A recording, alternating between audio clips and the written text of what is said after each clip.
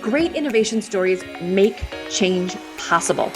Each week on the Innovation Storytellers podcast, I invite innovation leaders to share how they overcame the obstacles to introduce breakthrough ideas to the world through the power of story. I'm featuring guests from Tesla, TD Ameritrade, Corning, Cisco, Bloomberg, and so many more. Listen in to learn how you can tell a more effective innovation story and change the future for the better. Hey everybody, I'm Susan Lindner, your host of Innovation Storytellers, and I'm a little bit excited today for my guest, Joshua Cohen. If those of you who work in innovation haven't met Josh yet, I would put it on your to-do list of people to get to know. Josh is the managing partner at Giant Innovation. And if you don't know, Josh transforms the way that organizations and people think and act to become world-class innovators. Now, you might think that outside consultants have a way of talking about innovation that seems kind of separate or disparate from what the rest of the organization is doing. But in my experience, that's not the way Josh and his team at Giant Innovation run things. They get into the guts, they get into the soup of how the innovation works currently, and finds a really unique way of teaching people how to see innovation in a new light. Using his years of experience as an entrepreneur and an investor and an advisor, he gives large organizations the tools and the know-how they need to act with speed and agility and creativity. And I can't say there are skills that are more needed in this current/post-COVID world we're all living in than those. And so, Josh, welcome to Innovation Storytellers today. Thank you, Susan. Nice to see you. Nice to see you too. And one of the reasons that I wanted to have you on, and we've had many consultants on the show who work in innovation, but you and I have worked closely, not just in the innovation side of the house, but the communication side of the innovation house too. And so I want to talk with you first about how you got into this business, because it's not every day that someone decides to hang out a shingle and say, I'm going to be an innovation consultant today. And if they do, then their ideas are maybe misplaced, right? So Tell us a little bit about your entrepreneurial life and some of your academic life too in getting into innovation. Yeah, it's a great question. So thanks for asking. And thanks for that introduction. I don't think I could have done it better myself. I think maybe you should just do all my communications going forward, Susan. So long story short is I was an entrepreneur, a startup founder for many years. And I had a company in Germany, which we started in about 2006, 2007. I left in 2011. I think it was sold in 2014 or so after I was gone. And then went back to New York. I did another company that didn't do so well. But the point is I was really in this world of startups, right? I was really deep in this world of trying to come up with new products and moving fast and agility and iteration and all these fun words that we all like to throw around all the time without necessarily knowing what they mean. And so I had been there for a while. And then after that, I actually went to work for a German venture capital group. And we can talk a little bit more about Germany if you'd like. I always had this hankering. I always knew what I loved to do was teach. I love the idea of communicating complex concepts. I also love the idea of trying to optimize messaging to other people to help them kind of self-actualize or be their best. I don't mean the Tony Robbins sense of the word. I'm not asking people to walk across coals, or at least I'm not yet. But the point is, I always love this idea of how do you educate someone? How do you get someone to understand something that's in your head so that they can go out and be better at what they do? And so in 2013 or 14 or so, the German rail, Deutsche Bahn, a friend of mine was working for the CEO and actually got to go out with them to one of these Silicon Valley trips. And I basically started talking to them about the world of startups and innovation. And now at the time, innovation, people were talking about it, but not like they are now, right? It wasn't this impetus for every corporation to explore innovation. And so I just started talking about innovation by using my startup skills and what I had learned as a kind of the background. And I loved doing what I was doing there. And I kind of stuck with it. And fast forward, here we are all these years later. And I'm at Giant with my colleagues and I love it. It's great. So how do you get one of the most entrenched German organizations, right? I mean, we're talking about Deutsche Bahn, right? When you start thinking about an organization like that, it's the railway. Yeah. Right? It's trains. Yeah. What were they thinking about? And what was that reverse trip for you back to America to go and see Yeah. Innovation Connect? It's an interesting question. Yeah, it's a good question. I mean, I think that a lot of large traditional organizations are used to doing the same thing again and again and again and again. You ask people, what are large corporations good at? And they say they're good at doing the same thing over and over again, and that's why they can't innovate. But there's something positive about being able to do the same thing over and over and over again, right? It means you're efficient. It means you can achieve operational excellence, certainly with which companies like Deutsche Bahn do. But the question for a company like that is, how do I maintain my operational excellence, but at the same time recognize that there are other ways that I or that we can be doing things? And I think that's really the lesson with a company like Germany, Deutsche Bahn. They wanted to essentially ask themselves, like, the Uber is out there now. What does that mean for us? How do we start working cooperatively or not, or competitively with them, right? These are all of these really big questions that they weren't necessarily asking themselves enough. And I think a lot of large corporates fell into this camp. I think a lot has changed since then. This is almost 10 years ago. But I think essentially that big question is, how do we start thinking about things differently? How do we become more creative? How do we become more nimble? How do we become more agile without sacrificing what we're really good at? And I think that's the key, and that's the point. They don't want to sacrifice what they're already doing really well. I always like to, one of my favorite things to say is, if you look at any corporate, right? Large traditional corporations might not be very innovative in some cases, right? And the reason why, it's not because they're bad people. I think it's really important to have in the back of your head, because I was in the startup world, and you've probably seen this too. Startup founders love to say things like, large corporates are so stupid. Like, why don't they just ... Phil, make it a Mad Lib. Noun, noun, noun, noun. Or actually, I guess it's verb, but it doesn't matter. But the point is, right? So the point is, it's not that they're stupid. It's not that they're not intelligent. It's not that they're bad spirit. In many cases, they simply just don't know a different or better way to do things. And that's how we see it, right? Our job, our mission is to give them a better way to do things. I first encountered this with you guys at Giant Innovation when you were hired by Columbia University to teach their students how to begin to think differently. They didn't want their business school grads leaving the institution without being able to look at complex problems with a unique lens. And so, can you tell us a little bit about that? I mean, and you have a background as a Herr Professor in Berlin, right? In Berlin. Yeah. So Josh and I share a great love of German language and things German. And so, tell us a little bit what it is to teach at a place like Columbia, or a place being a professor in Berlin at a top university, about getting this into the minds of young business leaders at the beginning of their career rather than midway through when it's hard to change. Yeah, there are a certain set of skills, Liam Neeson, that I have that I will have to use to rescue someone who's been kidnapped from under a bed. That's exactly right. I think you didn't know where I was going on that, and then you realized that I pulled you back in. So, yeah, exactly right. No, it's a really good question. I mean, a lot of these schools, and I think it's changing now, by the way. So if you look everywhere, it's changing. Even in large corporations, it's changing. It's, the traditional approach to academia was, you're in a class and you do these group projects and you read a case study.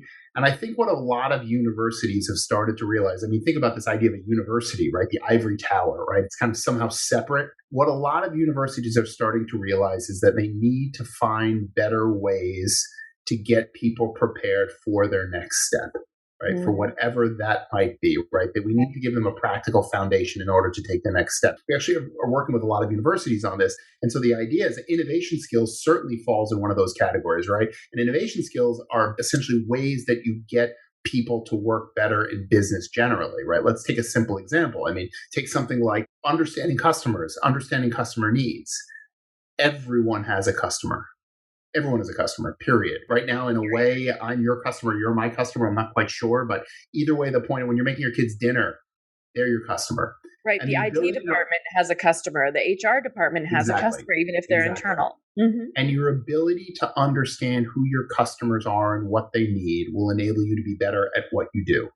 Any job you have. Period. And so the idea is, what a lot of universities realize, and Columbia saw this, like, why not give our students the ability to better understand or have these skills kind of in their backpack that they can pull out when they graduate. And that was the germ of that idea. And I think a lot more universities are doing that right now. And I think it's terrific. Right. And if you go back to the German example, it's like, look at Germany. The system is established with kind of, there's this I'm thinking the German word now, is this internship system, the whole internship system built into that, right? This idea that you'll do an apprenticeship, all of these things that are to some extent lacking here. And I think we're starting to realize that these are more and more necessary to get people right into their jobs and execute effectively.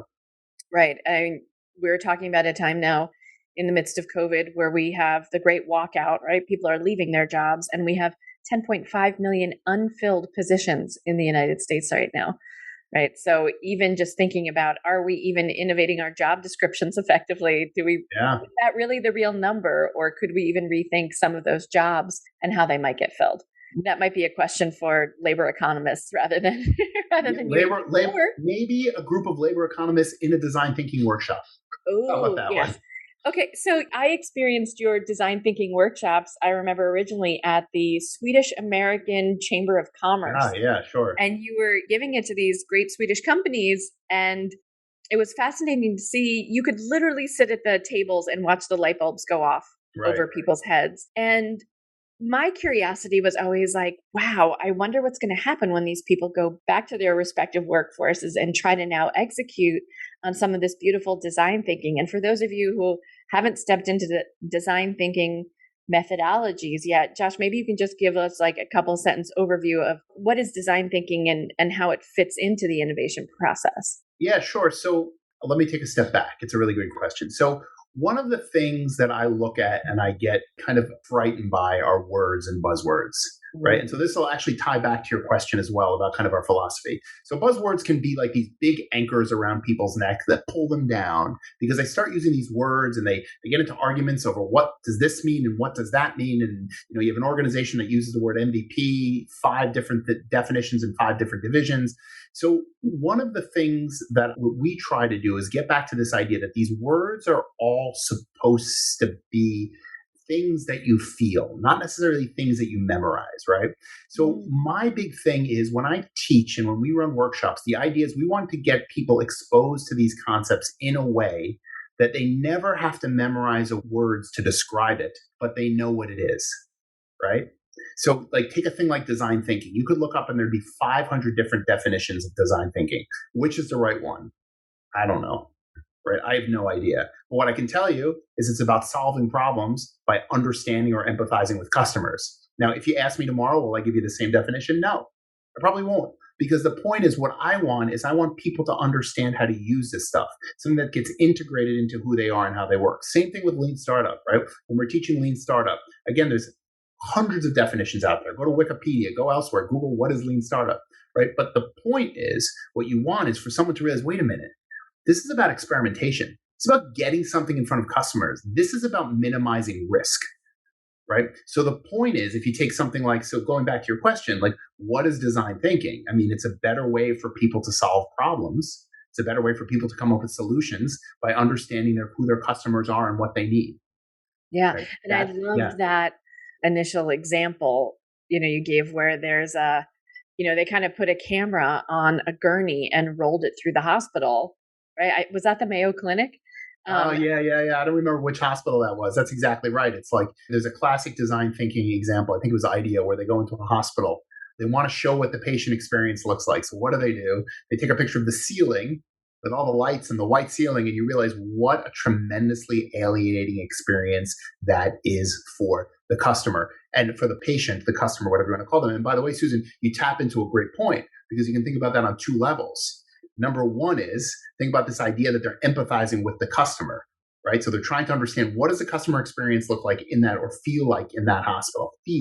Feel, that's the word, right? And number 2 is going to your communications, where certainly your area of expertise. Think about how they presented this. They just show a picture of a ceiling. Like what will emotionally resonate with people more than just a picture, than that picture to show how alienating it is. So I think one of the keys, one of the principles I want to tie back to is this idea that we are emotional beings. Human beings are emotional. Like this idea of the rational human being, right? It makes no sense. Everything we do is tied to our emotions and our feelings, right? You learn more when you're emotionally rested. You're more creative when you're emotionally rested. All of these things. So all learning, all organizational change, and I'm certainly not the first one to say this, has to be driven by an understanding of how people feel. And anything you market, anything you teach has to work the same way. It all has to have feeling as the backdrop and emotion as the backdrop. Yeah. And you and I are really on the same page of this. I spend weeks and weeks and weeks going through this, especially for international companies that are coming to the United States and are seeking to sell to this audience. Oftentimes I hear, well, back in my country, we do everything very logically. We sell strictly on features and benefits. And I said, well, when you come to America, it's time for a shift.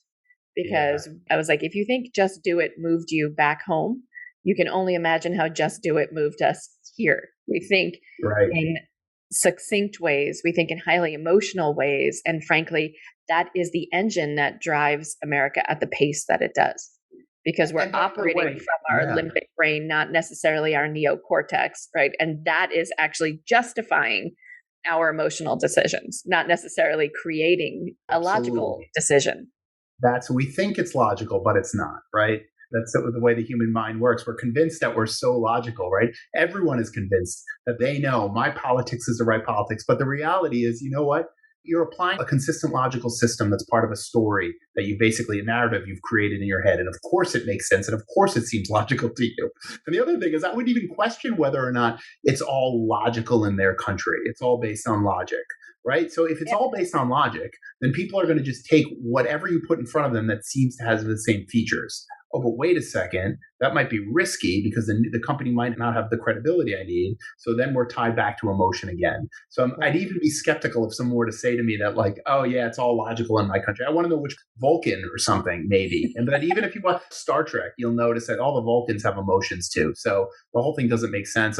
That's another story for another podcast when you do your pop culture. Vulcan special. What's that? Yeah, exactly. Star Trek, Star Wars. Your Vulcan special. I'll be on that one too.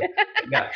But, it's fascinating because I offer an exercise when I do this with German entrepreneurs, and I ask them if given the opportunity to get a free BMW or a free Mercedes in this minute, I would give it to you and you would have the keys in your hand. Which one would you take? And I ask them Mercedes or BMW. Right. And in an instant, people can make up their mind. There's no hemming and hawing. They know instantly. And none of that is based on gas mileage.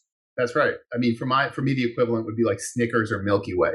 That's probably the one that would work on me because I don't know anything about cars, but I'm a New Yorker. What's your answer? Snickers, by the way. And why is that? Because it tastes better. So maybe that's not emotion. But yeah, I feel like I get value add with peanuts. I get a Milky Way plus peanuts. Why would I say plus peanuts? Yeah. And by the way, the peanuts thing, you want to talk about different cultures. Go anywhere else in the world. I mean, peanuts are huge here. In other peanuts, you want to talk about a divisive issue. Go to other countries and ask them what they think of peanuts. You'll get some pretty powerful answers. So there's emotion. But going back to Germans, I mean, even if you think about working with Germans or you think about like what it's like there, I mean, Germans are very much kind of by the book in terms of the way they work, right? Very operational excellence is big there. But at the same time, what I'll tell you is, what's that? Engineering excellence, operational excellence. Yeah. If you can give them credibility to what you're doing, then certainly they will listen to what you have to say, even if when it comes to methodologies like design thinking and lean startup. I mean, a lot of this stuff is just people need to see, and that's our philosophy in all the training we do and when we do coaching. People need to see for themselves how this stuff works and why it works. Right? So that's the bottom line. Yeah. So let's talk about that a little bit. Sure. The seeing and the doing part is very much part of the hands-on work that you do. And you do like 4 and 5 day workshops across organizations, right? Within, whether it's product focused or whether it's with innovation teams or folks who even haven't had exposure to innovation thinking, right? Design thinking, that kind of thing before. Can you share with us some of your experiences with your clients? And I'm excited. You've worked with big guns at Citi and Siemens and huge airport systems. And so tell us a little bit about what that looks like and what's the story, how they go back into their bosses and say, it's time to rejiggy things, to look at things differently, boss. I think that what tends to happen is you have organizations that realize they need to take actions, right? So I think what happens is due to some critical mass in the organization, suddenly a bunch of people simultaneously, because it's critical mass, or a bunch of people kind of throughout the organization who are in positions of power start to say, hey, wait a second, we need to do something. Right? Like we need to make a change and we need to figure this out. And generally what happens then is someone within the organization then kind of becomes responsible for figuring out, how are we going to do this? How are we going to get our people to start becoming more innovative, right? At the end of the day, like all technologies, everything we see, my phone, I mean, go back in history, a telescope, they're all extensions of what it means to be human, right? And I don't want to be overly philosophical about this, but the whole point is this is all humans. Everything has to do with humans, right? So at the end of the day, an organization's ability to be more innovative is directly related to its people, right? What the people do, right? And so if you can build more innovative people, then you can build a more innovative organization. When I say innovative, I mean more creative, more nimble, more agile. Choose the words you want, right? Again, I don't want to obsess with definitions. And so what essentially happens is an organization will basically probably reach this point where there comes to some critical mass, or where an executive realizes it, maybe one power that be recognizes it, and suddenly they're tasked with this mission of either kind of building some sort of distributed skill set throughout the organization, building some sort of team, right? Increasing the effectiveness of a business unit, et cetera. And that's when they call us.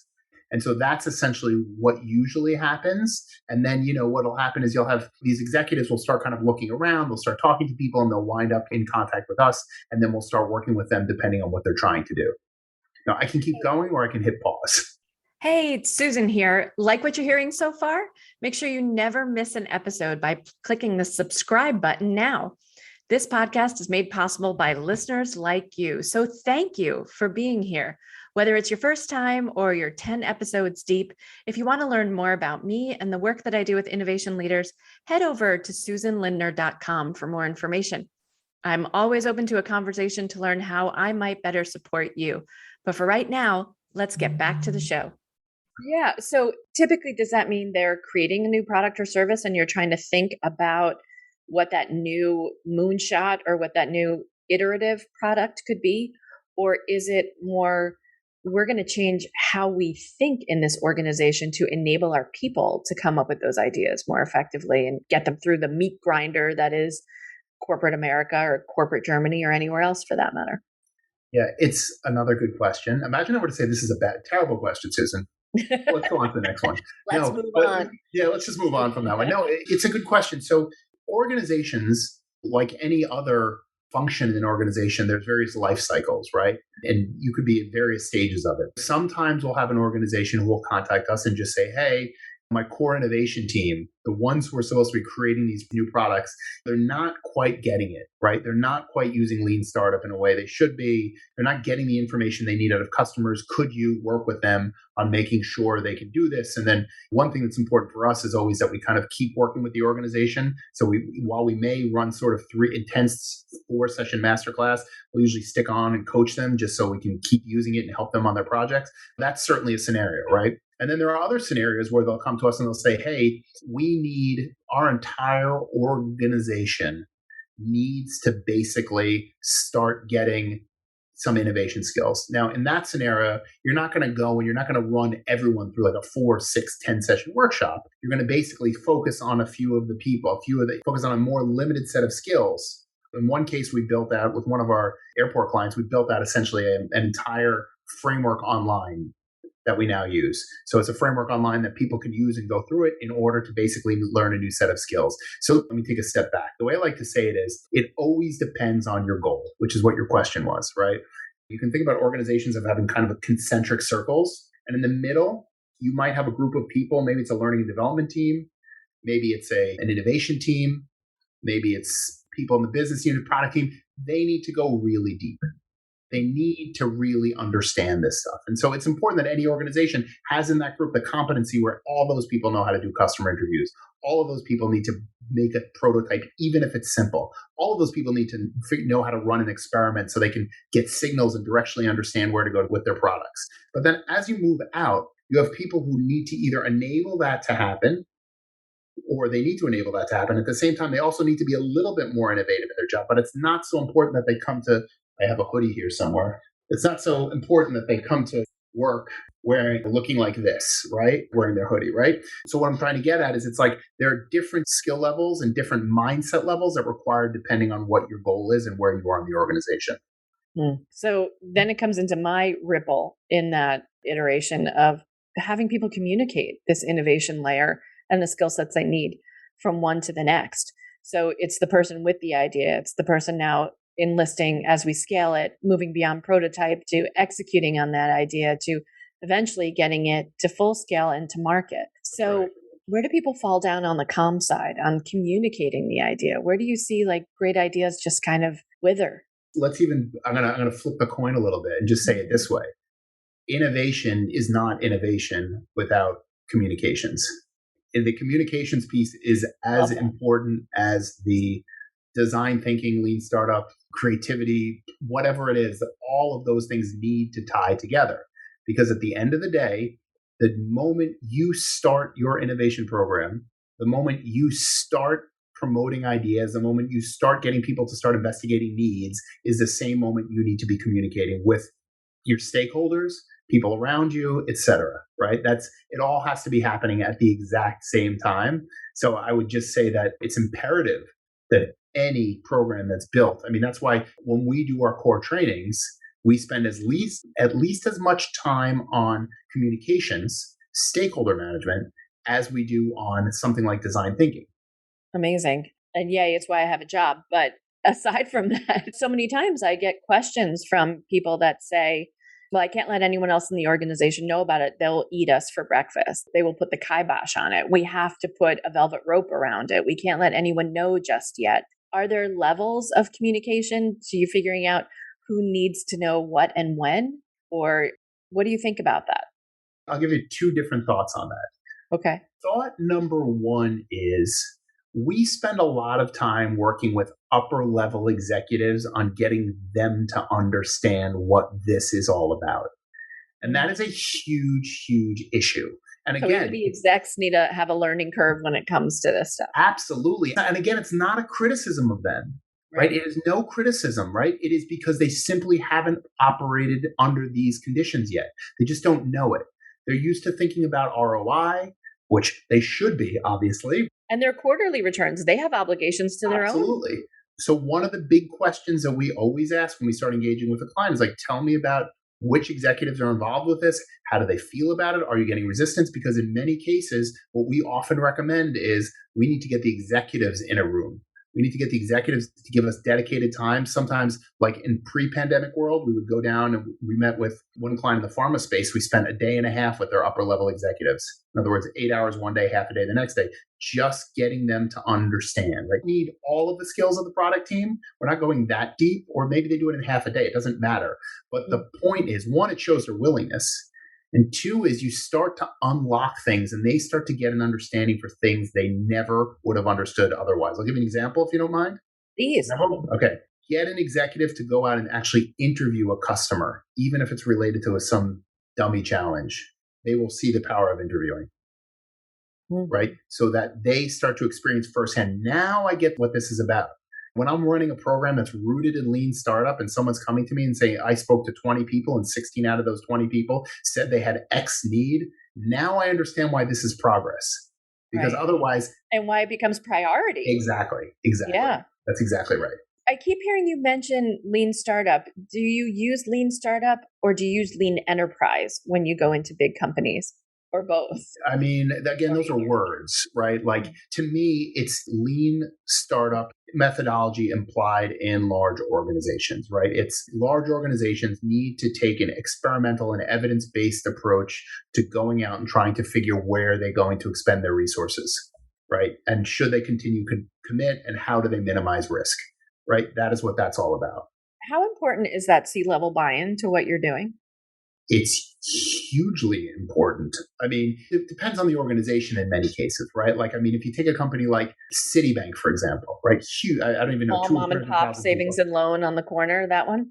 Yeah, exactly. Yeah, that small company. Yeah. So if you take a company like Citibank, like how important is it that the CEO of Citibank knows exactly what we're doing or how this works. It's important, but it's not the end of the world if that person doesn't. But somewhere, a position who has control, a person who's in control of big P&L, who's making big strategic decisions, has to know how this is working.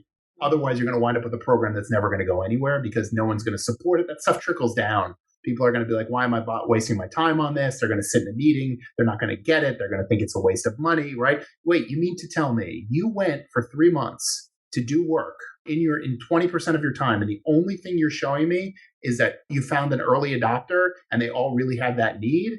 That's what I'm paying you for? But the reality is, wow, that is significant. Suddenly we found a new customer group with a huge problem that we can solve, right? What does that market look like? Sounds great. Right. With an addressable market of 50 billion or what have you. Exactly. Yeah. So getting executive buy-in at some point is critical to allow the innovation process to keep moving, because this stuff can wither anywhere through the process, right? If it doesn't have champions internally. Exactly. I mean, I'm even hesitant to call it process. Unless you're referring to like the governance side of it. Like process seems very, very much like traditional corporate thinking to me. So I like to say innovation approach, methodology, like words like that, because everyone needs to understand to the core is that this is not we do this, then we do this, then we do this, then we do this, then we do this, so on and so on and so on and so forth. Like sometimes, right, you identify that, and I've seen it happen many times. You figure out there's a huge need. You come up with a solution and it is a totally wrong solution. So you're taking a step back, but you still know the need's there. Fall in love with the problem. There's a reason why that's such a popular expression. It makes sense. Right. And we have a lot of them. Yeah, we do. I am deeply in love with my problems. I just want you to know, and they're hopefully going away and creating new ones. That's actually really nice to hear that you're so in love with your problems. Very rarely do people say that. I'm sure it's buying my therapist a private island somewhere, but it's fine. It's fine. It's money. Well, Susan, the fact that your problems are paying enough to your therapist to buy an island speaks very highly of you and your business. Right. And my problems. Yeah, exactly. Well, there's something that I asked. I'm very excited to be able to get a better handle on some of these things, because I think it's scary for a lot of my listening audience to think about bringing on an external consultant to help with innovation. And I was talking with the chief innovation officer from the Midwest last week, who's in the tech space as well. And he said, I've been in my role for about 1.5 years. And frankly, the examples I hear on the East Coast and the West Coast don't necessarily apply to the problems that I'm seeing in the middle of the country. And they don't address the challenges that I hear from my CEO or my manufacturing colleagues who sit around the table with me at board meetings. And so being very new to this titled role of Chief Innovation Officer, and finding that there are lots of other people like me who have had this title for 1 year, 2 years, 3 years. What advice would you give to that newly minted CIO about the approach that he or she should take when evaluating what's the right first step of looking at an innovation portfolio or innovation approach in a company that's never had one before? Yeah, I have 2 thoughts on that. The first is I would recommend, and I recommend this to everyone, by the way. This is how I live my life, and it's a recommendation I give to everyone. You should be talking to people. You should be talking to people who are in the same role. You should be talking to people who have set up innovation programs. You should be talking to a person a day about their experiences. That's how you learn it. Again, it's not linear. You will talk to 10 people and then suddenly something will dawn on you and you'll see and you'll start getting the ability to evaluate these things better. And as a matter of fact, I would even say talk to people outside of your industry. Right? I mean, the best innovations come cross industry, right? Due to cross industry fertilization or cross pollination. So my first piece of advice would be talk to a bunch of people, start to understand what they did, reach out. You're in a large corporation, you have a good title, people will talk to you, right? Second piece of advice I would say is actually talk to a company like ours who have seen a lot of this before. Companies like ours are happy to have those conversations so we can kind of start getting you pointed in the right direction. I think one of the big first steps to take is, and Susan, we were talking about this question before, about outside vendors. I think one of the big first steps you have to take is find someone who can do a third party who can do a bunch of interviews and essentially do an assessment on what's going on in the organization. Internally or with customers externally? Internally. So an outside vendor who can go in and basically talk to your head of product talk to a bunch of people, talk to someone who just works in a division and get an understanding of what's going on in the organization. What's the temperature look like in that organization? What mindsets are there? What structures are there? What's going to work? What's not going to work? What opposition is there? What opposition? Absolutely. Because any innovation program that's built needs to be grafted naturally onto that organization, and it cannot be applied one-to-one what worked in another organization, because every organization is unique. Now, it's not to say that everyone has their own problems that nobody else has. Like, that's one of the classic lines. Like, oh no, no one has this problem like we do. Nobody. You see that all the time, and everyone says that. As a matter of fact, so the point is, that's what I would say. I would say, find someone who can basically do an assessment of what's going on in the organization. Mm-hmm. I think this is a good place to actually pivot a little bit. So every guest who comes on Innovation Storytellers is asked a series of hot seat questions that they don't get ahead of time. So, Josh, I'm now going to unleash the hot seat questions on you. BMW. Snickers. BMW, Snickers, and talk to people. I like the hot seat questions. I'm ready. We're going to do these in German. No, I'm kidding. Okay. If you can think about some of the best innovations of all time throughout human history, since we started rolling up on this planet as Homo sapiens, what are the top innovations that come to mind for you that have been developed by us humans? I mean, my favorite innovation is the water tower on top of buildings. That is the first that anyone has ever mentioned it, because being a great purveyor of Legionnaire's disease, or what were you thinking? Because it is amazing that this old idea for just putting a bucket of water on top of a building is still used to generate water pressure. It's a really incredible concept. I mean, I'll keep going on that one, because I think the idea, like in upstate New York, we did a lot of work with NYPA, the New York Power Authority, and they actually have, in upstate New York, there is a lake that gets filled, I think, during the night, and then it's emptied during the day to provide power. So to provide power, not to provide water. Power. Think how incredible that is. Think how you're taking such I don't even want to say analog, but you're taking such an old technology, this idea of building up all this potential energy, right? Go back to high school physics class. You're just bottling that up, pun kind of intended, and then you're basically letting it out, and that's how you're creating power. So I think that's certainly one of them from my point of view. You know, it's amazing to me. You're triggering a memory for me. When I lived in Thailand, we drank from water catchment barrels, and it was the most delicious water you ever had. Came right off the roof. And it was collected during the rain. We had tremendous rainy seasons, right? And that was the most delicious water I'd ever had. My hair never looked better. My skin never looked better. It's the best water ever. But yet I would take a shower with a bucket and a stanchion, right, of water. And I would just dump that on my head every day. And that's how I washed. At no point in time did anyone ever say, move this bucket to the roof, dummy. Yeah, exactly. So I didn't have to do this every day, twice a day. Nobody thought of that in Thailand. That's right. Not where I lived. It was on the floor, and you would just dump. You would just pick up some water and go. So yes, fantastic. Innovation team that you would have liked to have been on. What would you have liked to participate in the creation of an amazing product or service? There's a team I would have liked to have been on, although I kind of object to what the team was doing. And that's a really interesting question. I would love to have been involved with Manhattan Project. I knew you were going to say that. Did you know? I would love those with Oppenheimer and Edward Teller, and although they were probably so brilliant, I probably couldn't keep up, but I think I would have had an amazing time talking to all of them. The idea of like creating the atom bomb doesn't really thrill me, but to be a part of that team must have been pretty amazing. You would have been like the chaiwala, the coffee guy. I would have been running workshops for them on design thinking, and they would have been like, what are we doing? We're building an atom bomb. Why are we interviewing customers? Well, let's talk to our friends in Nagasaki and see what they think about the concept, right? Probably not. Yeah. Fascinating answer. No one's ever answered that either. Great. But you knew I was going to say it. Innovation that you'd love to see, something that annoys the crap out of you, that you would love to see invented to make your own life better, that maybe hasn't been invented yet. Give away the big $1 billion. I was walking down the street the other day and I said, why not combine an umbrella and a selfie stick? that doesn't annoy me. I've never used a selfie stick in my life, but it popped into my head while I was walking down the street. It's like the Transformers equivalent of somehow the product. Something that annoys me. Wait, are you talking about so an influencer can film themselves walking down the street in the rain? Because it would only be used when it's not raining. Oh, I thought it would hang down the front of your umbrella. So that's a problem. This is how innovation works. This is how design thinking works.